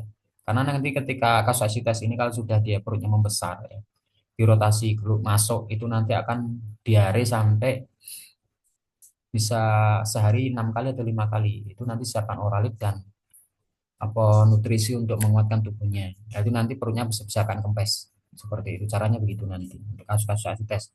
Dan dikuat untuk rotasi masuk itu bisa menguatkan mentalnya, bisa menguatkan fisiknya, dan bisa untuk mendetok lambung yang banyak limbah kotoran yang disebabkan oleh zat histamin yang terlalu tinggi. Seperti itu. Dan bisa menguatkan limfosit. Ya. Kasus nanti ada kanker otak sebelah sisi kiri ya. Itu kalau limfositnya di angka 17, 18 itu sudah ada kanker ya. Nah, 17 atau 18 ke bawah itu nanti ada kanker sisi kiri. Kalau tadi monosit adalah kanker untuk sisi kanan, sekarang kanker sisi kiri. Jadi kanker itu ada kanan dan kiri, baik kanker payudara kiri maupun kanker payudara maupun kanker otak kiri itu semuanya akan terjadi. Bisa dilihat dari cek limfositnya di hasil hematologi ya, seperti itu. Kalau nanti kankernya sudah berbahaya, oh berarti limfositnya di angka 15 atau 14 ini sudah stadium. Sudah lumayan akut seperti itu. Nah, ini nanti untuk kanker payudara kiri maupun kanker otak kiri. Ciri-ciri kanker otak kiri seperti apa? Kalau dia ada benjolan lembek di belakang telinga kiri, dari benjolan tapi lembek. Benjolan agak besar mungkin dia agak lembek. Itu ciri-ciri kanker otak kiri. Yaitu di lobus apa oksipitalnya. Dia mengalami penyempitan pembuluh darah. Terjadilah di situ sel kanker ya, kanker otak kiri yang melemahkan sistem motoriknya. Akhirnya nanti dia nelan susah, makan susah, harus makan harus banyak air. Kalau enggak dia makan banyak air, nelan obat pun kalau enggak banyak air bisa tersedak akhirnya apa? Napasnya berhenti. Ya, seperti itu. Kalau limfositnya lemah itu motoriknya sangat lemah. Jadi kalau anak-anak yang terjadi limfositnya lemah atau ibu-ibu atau orang-orang yang hasil limfositnya lemah, makan itu jangan yang kering, harus dikasih agak airnya. Karena nanti apa? Karena sistem motoriknya lemah. Ketika dia nelan itu, kalau dia tidak dilarutkan dalam pakai air, maka dia akan berhenti di tenggorokan, nanti tidak bisa bernapas. Seperti itu. Jadi limfositnya dia bisa lemah. Nah, untuk detak jantung, makanya penting olahraga jalan pagi itu untuk menaikkan limfosit, menaikkan leukosit, menaikkan detak jantung. Jadi orang kolesterol itu obatnya bukan diet. Seperti itu. Bisa dicek Diet itu bisa menyelesaikan kasus kolesterol enggak? Di berbagai tempat. Seperti itu. Karena solusinya bukan diet. Solusinya adalah apa? Mengeluarkan kalori di dalam tubuhnya. Yaitu dengan apa? Olahraga pagi. Perbaikan lambungnya. Perbaiki sistem penyempitan pembuluh darahnya dengan menaikkan leukositnya, dengan menaikkan detak jantungnya, dengan menaikkan limfositnya, dengan jalan pagi dan sarapan pagi. Itu yang terpenting untuk menstabilkan orang kena gangguan kolesterol tinggi. Jadi ketika detak jantung 60, kolesterolnya tinggi 65 naik turun, itu dinaikkan di angka 75, itu sudah kolesterol stabil. Apalagi 80 ya lebih stabil lagi seperti itu. Ya, itu cara menstabilkan orang kena gangguan kolesterol seperti itu. Jadi detak jantung bisa mengetahui, yang terakhir adalah sistem respon hipotalamus di dalam tubuh seperti itu kayak apa. Ini rumus untuk gerakannya seperti itu.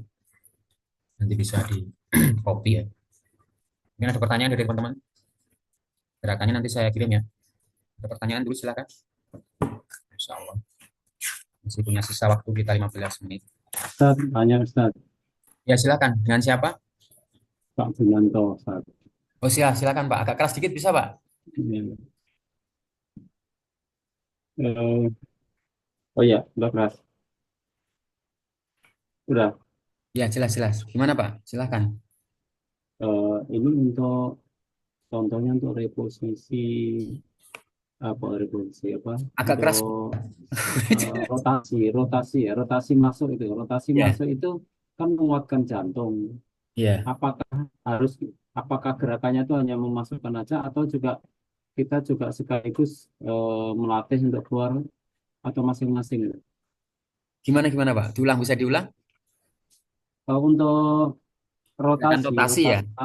rotasi masuk itu apakah kita hanya lakukan kalau naik meningkatkan detak jantung itu apakah hanya rotasi masuk? Apakah kita tidak perlu melakukan rotasi keluar gitu maksud saya? Oh gitu. Kalau untuk rotasi masuk itu untuk memperbaiki imun yang lemah. HP yang di angka 6, di angka 7, di angka 8, di 9 itu rotasi masuk. Untuk mengembalikan HP-nya. Untuk yang lemah jantungnya dirotasi masuk. Orang yang punya sifat dingin atau sifat kiri itu bisa dirotasi masuk, nanti akan kembali lagi.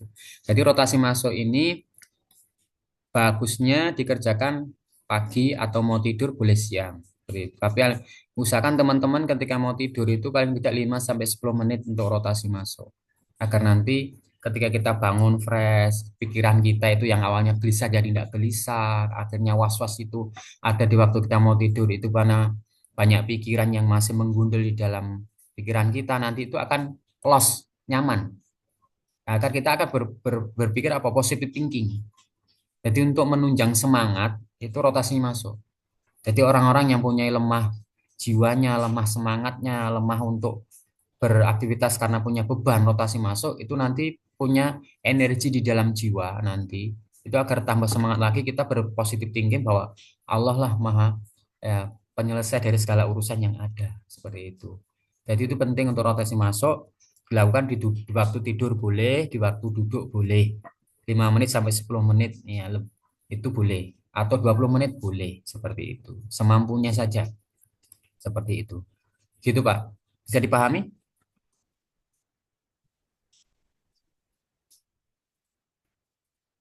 Bisa dipahami Pak Gunanto? Cukup jelas, Ustaz. Eh? Cukup jelas, Ustaz. Oh, Masya Allah. Kalau untuk rotasi keluar yang aktivitasnya tinggi ya, yang imun darahnya lemah, sering mampet hidungnya, atau sering nyeri kepala. Jadi nyeri jantung atau nyeri kepala itu tanda imun darah kita lemah. Nanti kalau nyeri jantung tiba-tiba, ya, nyeri yang sangat menusuk di belikat, kadang di depan atau di belikat, nyeri jantung, itu usahakan minum air putih, ya, bisa dihabiskan 600 mili sampai nyerinya hilang. Seperti itu. Nanti nyerinya akan hilang seketika. Jadi nyeri itu tanda imun kita atau kadar oksigen kita lemah. Jadi membutuhkan cairan atau tubuh kita mengalami cairan. Nanti kalau nyeri tiba-tiba di jantung atau nyeri di kepala, usahakan minum air putihnya diperbaiki sama konsumsi yang mendinginkan tubuh. Seperti itu ya. Jadi rotasi keluar itu untuk memperbaiki psikolog yang suka marah, suka emosi, suka ego, seperti itu. ya, rotasi keluar itu. Karena apa? Setan itu enggak suka. Tubuh kita sehat, psikolog kita sehat, jiwa kita, kalbu kita sehat, enggak suka. Maka dari situ cari bagaimana lemahnya dia sampai nanti dia jangan sampai dia bisa istiqomah seperti itu. Makanya penting kesehatan jiwa, kesehatan tubuh kita dan jiwa itu ya seimbang agar nanti kita ketika mati itu bisa istiqomah dengan melafazkan la ilaha illallah seperti itu. Jangan sampai kita nanti ikut ke jurang ya, setan itu yang diarahkan. Ya, kita akan masuk ke jalannya Allah Subhanahu wa taala seperti itu. Ini ada pertanyaan dari yang lainnya seperti itu. Ini materi baru pertama dasar, nanti materi kedua. Sebulan, bulan kedua nanti level kedua, bulan ketiga level ketiga. Itu nanti PPT-nya juga berbeda. Seperti itu. PPT-nya juga berbeda. Jadi PPT-nya nanti pakai PPT modern. Seperti insya Allah. Jadi akan lebih terpetakan. Karena Nah, kan, lagi Ustaz, ya ini enggak apa-apa Ustaz. Pak Gunanto. Silakan Pak Gunanto. Eh, Tadi kalau diinformasikan kalau detak jantungnya di bawah 81 itu gen ibu. Iya, Nah, kalau 82 ke atas gen bapak. Nah, kalau kita misalkan kita dengan rotasi ke dalam bisa menaikkan eh, detak jantung, apakah nanti kalau kita stabil di atas 82 bisa berubah gen kita jadi gen bapak gitu? bukan, bukan. Nanti kalau seandainya dia sudah gen ibu, ya dia naiknya cuma 81, paling tinggi gitu Pak. Jadi nanti kalau dia seorang laki-laki yang gennya ke ibu, dirotasi masuk, yang dia detak jantungnya naik paling tinggi cuma 81 seperti itu, enggak sampai 81 ke atas seperti itu. Jadi rotasi masuk itu menstabilkan detak jantung yang lemah itu mengembalikan ke posisi normal gitu Pak. Paham kan? Kalau dia detak jantungnya dia nanti dia gen bapak 82 ya dia akan bisa naik sampai 85, 84, 83 gitu Pak. Itu gen bapak dengan gerakan rotasi itu. Begitu Pak. Paham kan?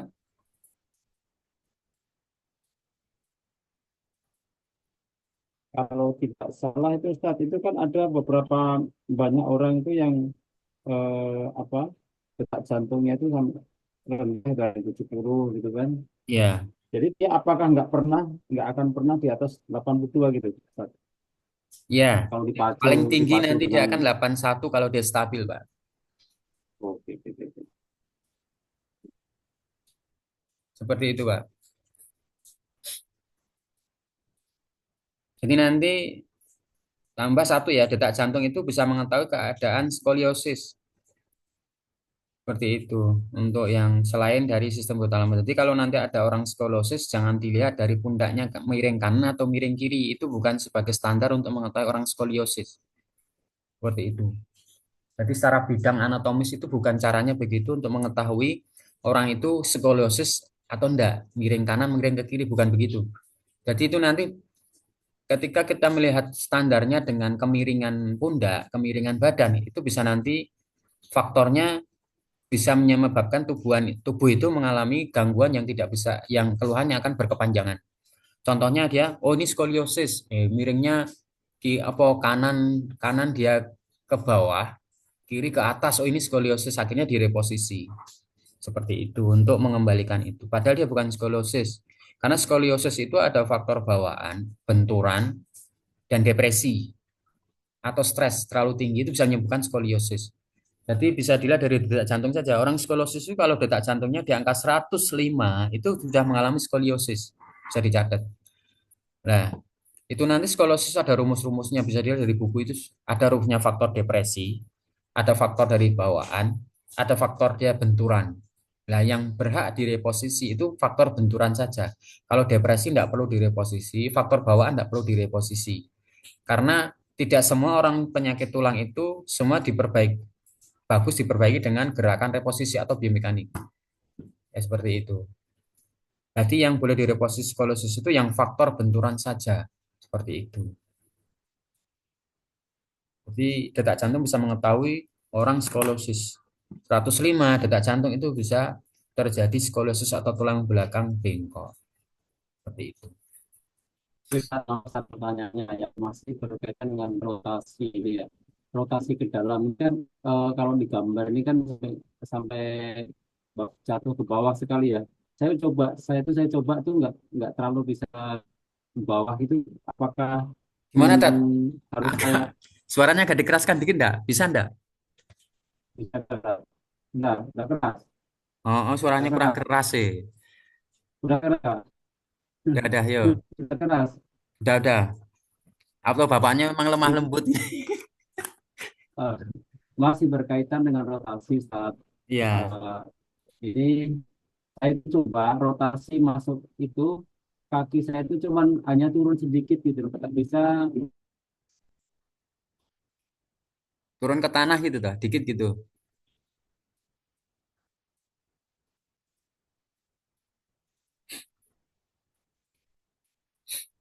Nanti, Pak Gunanto nih. Bisa diulang, Pak. Mungkin ada yang lainnya bertanya dulu boleh.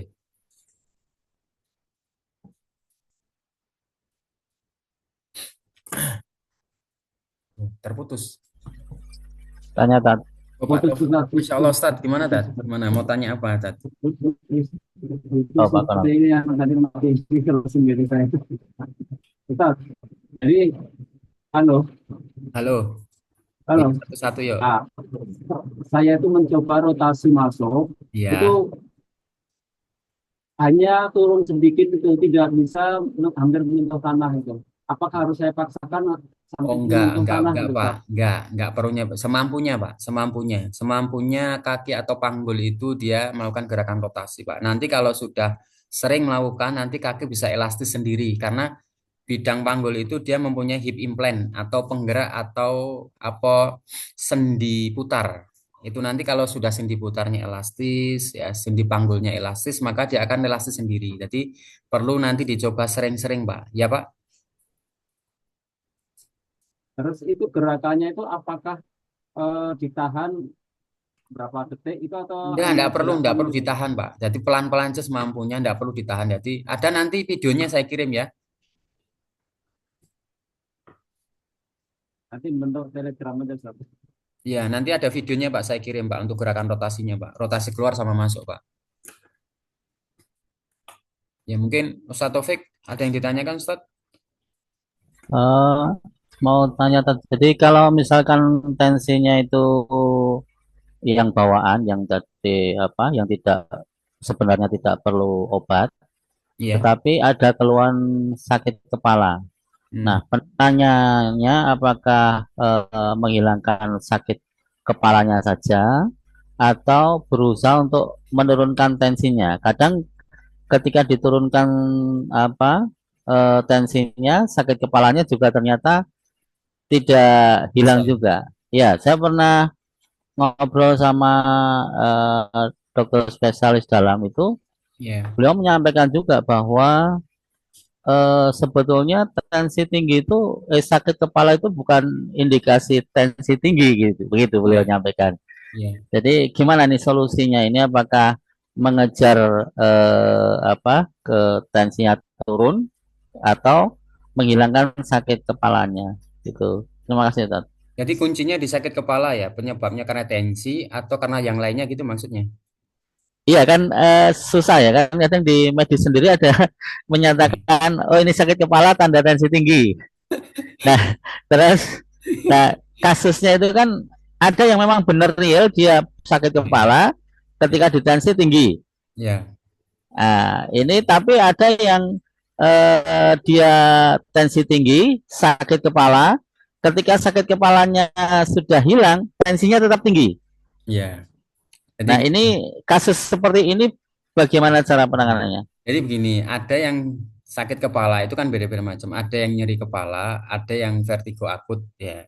Nyeri kepala di belakang, di depan, atau di atas. Ya, seperti itu ada tiga macam ya kalau kita uraikan. Jadi ada yang nanti hipertensi dia mengalami nyeri kepala, oh berarti dia mengalami imun darahnya lemah. Imun darah lemah itu berarti keadaan trombosit dia naik, leukositnya naik, hematokritnya dia turun. Oh berarti di situ kurang asupan antioksidan atau cairan di dalam tubuh. Jadi membutuhkan cairan yang stabil. Nanti nyerinya akan hilang dan tensinya itu nanti bisa dilihat faktor genetik atau faktor aktivitas. Kalau faktornya dia genetik nggak bisa turun, tapi nyerinya akan hilang gitu loh.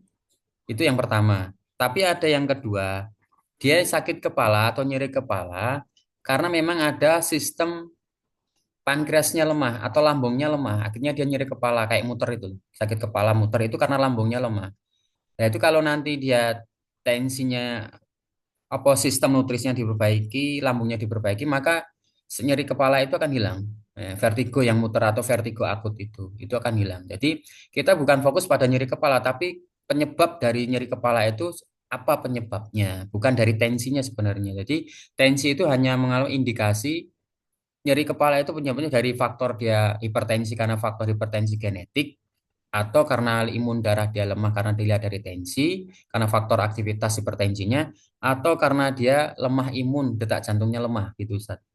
Bisa dipahami belum?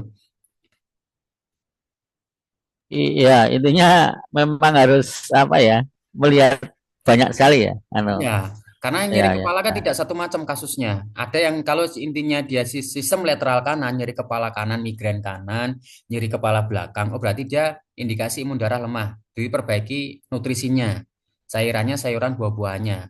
Seperti itu. Kalau dia tensinya tinggi, bukan penyebab tensinya. Kalau dia tensinya karena faktor genetik, keturunan, tidak bisa dia turun, tetap akan segitu. Tapi nyeri kepalanya kita diperbaiki dengan nutrisi, dia selesai, tensinya tetap akan tinggi. Begitu. Tapi ada juga yang nyeri kepala karena faktor aktivitas hipertensi, faktor aktivitas. Yang sehingga melumpuhkan imun darah juga, seperti itu. Jadi berbagai banyak macam. Ada yang nanti nyeri kepala sisi kiri, yang dia migrain kiri, atau dia nyeri kepala atas, yang sering nanti vertigo muter. Oh dia detak jantungnya lemah, lemah lambungnya. Jadi perbaikannya dua, lambungnya diperbaiki, diperbaiki lambungnya, untuk mengkorelasi antara otot diafragma dan otot nutrisi, dia stabil, maka sistem oksigen di dalam otak akan stabil. Gitu. Jadi sistem kerja tubuh kita kan pneumatik. Ya, seperti pneumatik itu penggeraknya adalah angin. Ya, seperti itu. Jadi ketika otot diafragma dia lemah, maka oksigen di dalam sistem darah akan lemah, sistem oksigen di dalam otak akan lemah. Seperti itu. Akan menyebabkan kayak nyeri kepala, migrain sisi kiri, atau yang sering disebut vertigo akut, saya muter itu loh, Tat. Gitu. Paham kan? Ji, Ji. Berarti nanti kira-kira diagnosis dengan tensi itu bisa ya dengan Bisa, Ustaz. apa alat? Ya, maksudnya ini Bisa. menggolongkan ini yang Ya, tipe ini, bisa, tipe bisa, ini. bisa nanti. Ya, Nanti ya. kan ini kan untuk penggolongan keluhan nanti di Zoom yang minggu berikutnya. Minggu yang kedua besok. Untuk keluhan dari atas ke bawah, bawah ke atas seperti itu. Oh ya, ya. Ini juga sedikit pengalaman, anu bagi-bagi pengalaman. Kemarin saya Enggak apa-apa, mencoba, Ustaz. ya, kemarin saya nyoba ini apa? Ada pasien yang khusus memang positif terkena gangguan yang dia memang apa di rukyah itu. Ya, Saya uji coba mengenai yang di bawah 80, dia langsung teriak. Oh, saya bilang, oh ini berarti nasabnya dari garis ibu, dia langsung teriak. ya betul. Iya, iya, iya. Jadi mungkin nanti bisa apa kajian-kajian tentang itu, insya Allah sepertinya sangat bermanfaat sekali itu Ya, ya. untuk Nanti kalau mendeteksi. dari Karena nasab, ya dari nasab itu akan nanti gini, ada ain itu sifatnya dingin, ada panas. Kalau ain dia gangguannya di jam-jam dia panas, ya, jangan asar. Itu berarti dia sifat ainnya dingin.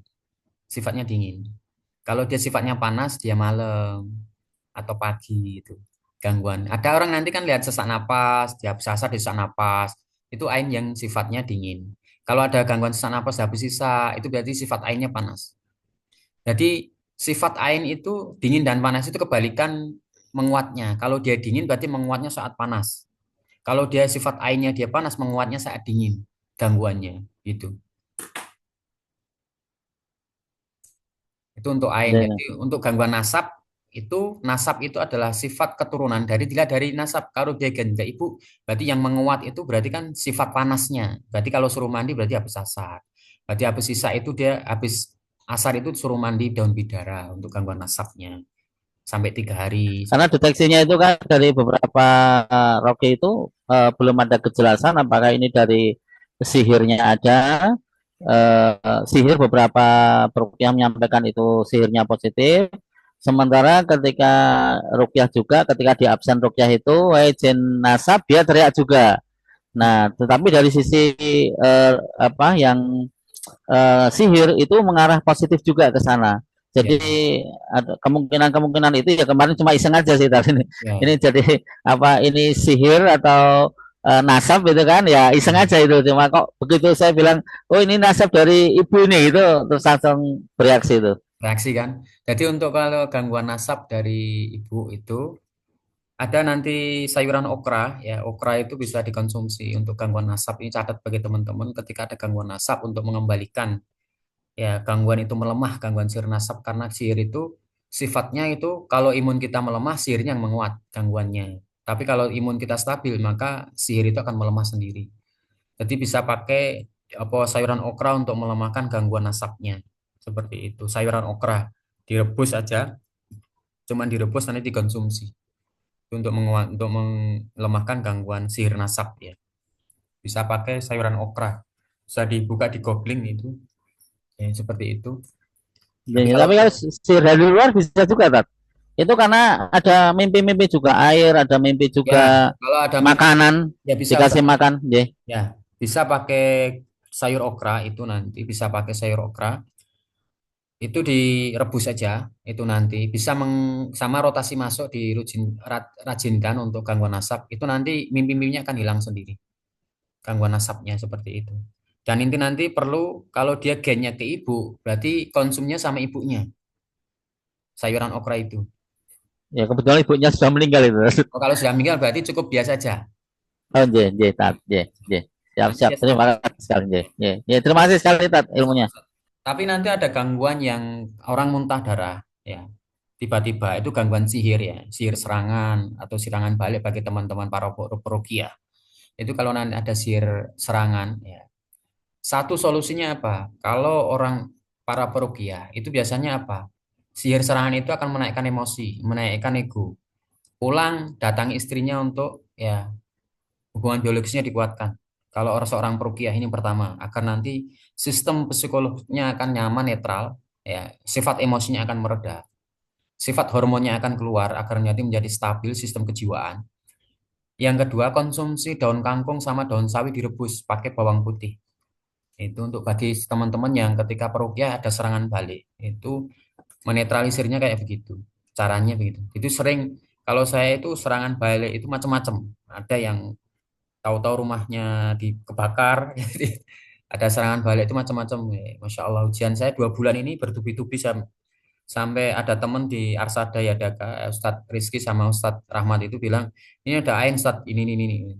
Akhirnya saya rukyah mandiri rukyah rumah ternyata betul ada ain. Jadi rumah itu habis saya rukyah itu ada ular mati tiba-tiba, tikus ya, terus laba-laba dan seterusnya, barang-barang yang di situ itu banyak sekali yang ketika habis dirukyah rumah itu mati tiba-tiba saya bakar gitu. Begitu Ustaz. Nanti ada pemetaan di level ketiga itu pemetaan tentang gangguan non medis atau pemetaan dari gangguan sihir di level ketiga Ustaz.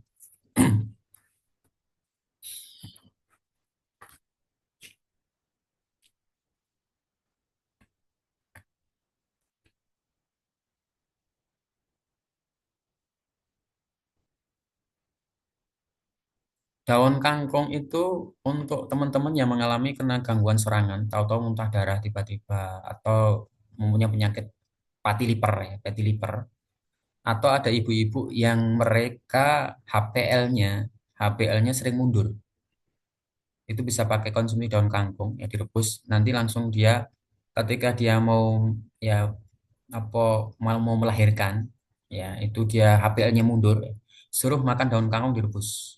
Itu nanti langsung atas izin Allah pas Allah itu nanti akan melaksanakan kontraksi dan dia akan melahirkan normal. Itu nanti ada ibu-ibu yang dia mau melahirkan HPL-nya ternyata mundur. Rebuskan daun kangkung saja. Suruh konsumsi daun kangkung direbus. Habis direbus suruh dia makan. Nanti dia akan kontraksi dalam perutnya, dia insya Allah akan melahirkan dengan normal. Itu.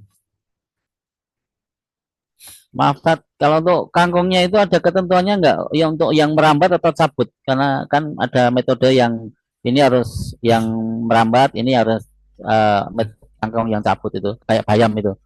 Kalau Jadi, kalau bagusnya pakai kangkung yang di gunung itu kangkung yang daunnya kecil-kecil itu. Kalau seandainya tidak ada kangkung itu sifatnya kangkung sama. Sifatnya kangkung dia mendinginkan. Mau kangkung dia ditanam di air, mau di pegunungan sama Ustaz. Yang penting diambil daunnya yang hijau. yang pucuk atau sering disebut dengan yang paling paling atas.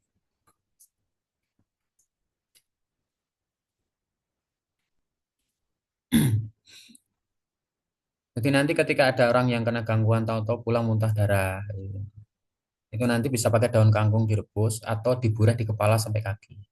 Itu nanti muntah darahnya akan hilang.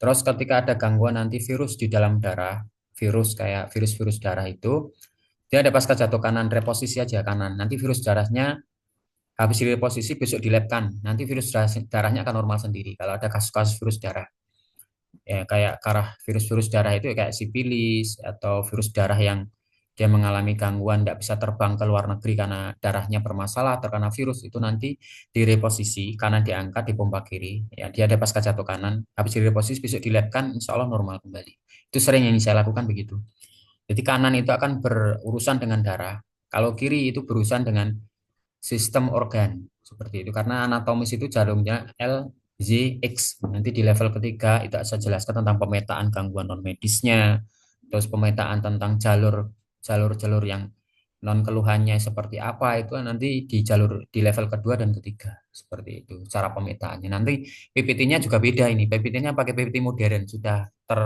terpeta seperti itu mungkin ada pertanyaan lagi dari teman-teman satu lagi ya kangkung Pak. Tapi kalau ada teman-teman yang mengalami gangguan was-was, ya, was-was yang terlalu akut, dia malam dia gelap takut, dia mau kemana takut, makan aja hati-hati. Pakai mangga manis dari buahnya untuk mengalami gangguan was-was, ya. Atau sering duduk di bawah pohon mangga, terapinya sama rotasi masuk. Jadi pakai mangga yang manis dari pohonnya dikonsumsi sehari bisa satu, sama sering duduk di pohon mangga sama rotasi masuk. Nanti was-wasnya kan hilang sendiri. Jadi orang-orang gangguan psikomatis seperti itu. Ya mungkin itu ya bagi teman-teman bisa kita lanjut besok pagi jam 9 insya Allah. Jadi kenapa saya tidak perpanjang sampai 3 jam? Tidak. Karena kan apa?